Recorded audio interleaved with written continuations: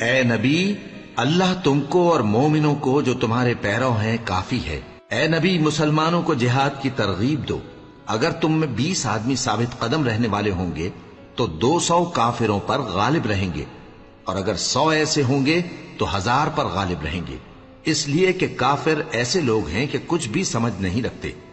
اب اللہ نے تم پر سے بوجھ ہلکا کر دیا اور معلوم کر لیا کہ ابھی تم میں کسی قدر کمزوری ہے، پس اگر تم میں 100 ثابت قدم رہنے والے ہوں گے تو وہ 200 پر غالب رہیں گے، اور اگر 1000 ہوں گے تو اللہ کے حکم سے 2000 پر غالب رہیں گے، اور اللہ ثابت قدم رہنے والوں کا مددگار ہے۔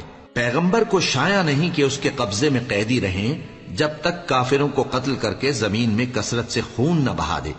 تم لوگ دنیا کے مال کے طالب ہو اور اللہ آخرت کی بھلائی چاہتا ہے، اور اللہ غالب ہے، حکمت والا ہے۔